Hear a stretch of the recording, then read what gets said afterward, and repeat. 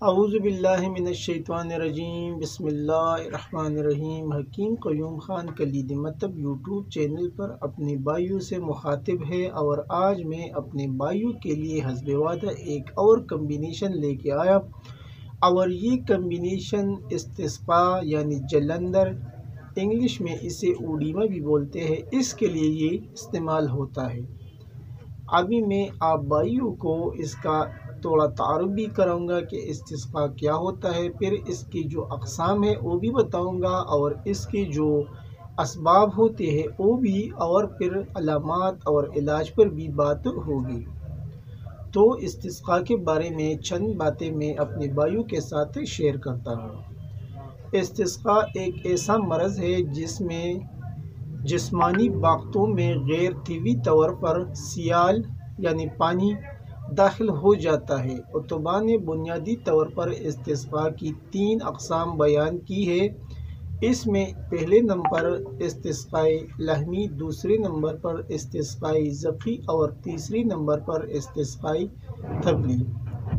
ابھی استسقاء لحمی جو ہوتا ہے، اس قسم میں سارے جسم کے اعضاء سیال سے یعنی پانی سے بھر جاتے ہیں، اور استسقاء ذقی وہ قسم ہے جس میں صرف جوف شکم سیال سے بھر جاتا ہے، اور جو تیسرے نمبر پر استسقاء طبلی ہے، استسقاء کی یہ قسم بھی جوف شکم کو ہی متاثر کرتی ہے، تاہم اس میں پیٹ پانی کی بجائے گیس سے بھر جاتا ہے اور پیٹ کی شکل طبلہ کی مانند ہو جاتی ہے۔ اسی مشابہت کی بنا پر یہ قسم استسقاء طبلی کہلاتی ہے۔ ان اقسام کے علاوہ بھی استسقاء کی بے شمار اقسام ہیں، جن کے نام متاثر ہونے والے اعضاء کے نام پر رکھے گئے ہیں، جسے استسقاء دماغی، استسقاء قلبی اور استسقاء جگری وغیرہ۔ اسباب اس کا تو آپ نے تعارف بھی سنا، اور پھر میں نے اس کے جو 3 اقسام ہیں وہ بھی مختصر طور پر بیان کی، لیکن ابھی یہ کن اسباب کی وجہ سے جسم میں ہوتا ہے تو وہ اسباب بھی آپ بھائی نوٹ فرما لیں۔ خرابی خون کی کمی، دوران خون میں رکاوٹ اور حیاتین بی کی کمی کی وجہ سے بھی یہ مرض لاحق ہوتا ہے۔ سل و دق، کینسر، ملیریا، امراض دماغ جیسے سرسام، امراض قلب کی وجہ سے بھی یہ مرض لاحق ہوتا ہے، اور اس کے علاوہ امراض معدہ اور جگر جیسے عوارض کی وجہ سے بھی یہ مرض لاحق ہوتا ہے۔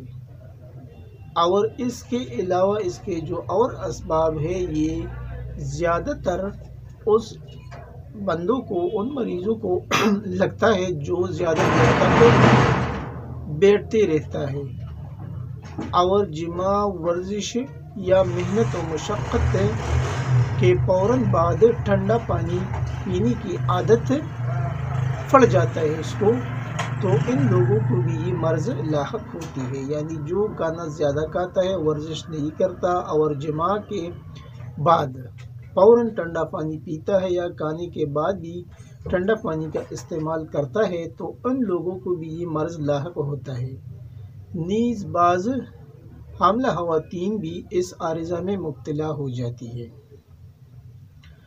ابھی اس کی جو علامات ہے، یعنی ایک بندے کو کس طرح معلوم ہوگا کہ اس کے اندر یہ مرض ہے یا نہیں۔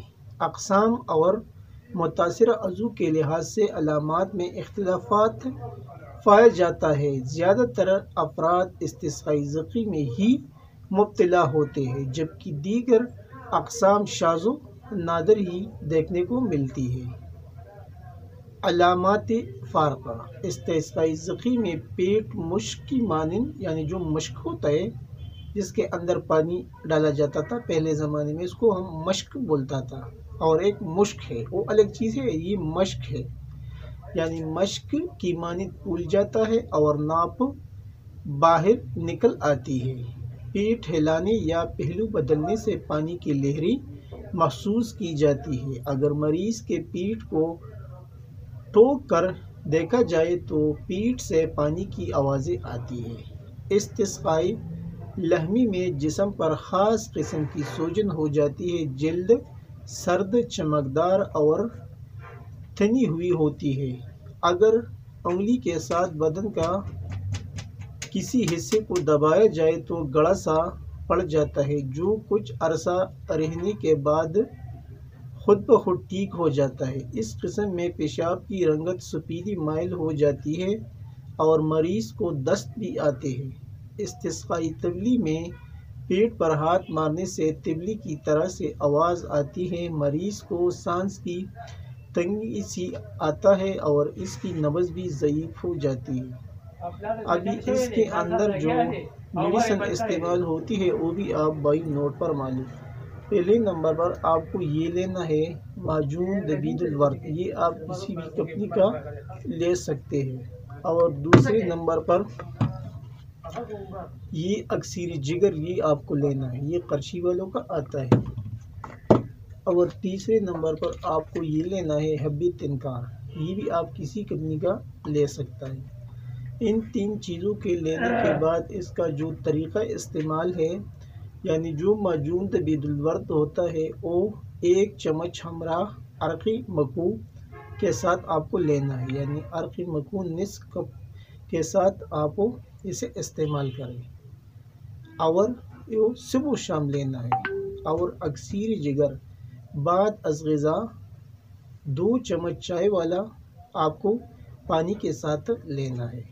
اور جو حب تنکار ہے وہ رات سوتے وقت 1 سے لے کے 2 عدد ہمراہ پانی، یہ آپ استعمال کریں۔ اور غذا زود ہضم اغذیہ اور یخنی استعمال کریں، پرہیز ثقیل بادی اور مرغن اغذیہ سے پرہیز کریں۔ یہ تھا آج کا نسخہ جو میں نے اپنی بھائیوں کے ساتھ شیئر کیا۔ آخر میں سب بھائیوں سے اجازت مانگتا ہوں، اللہ نگہبان۔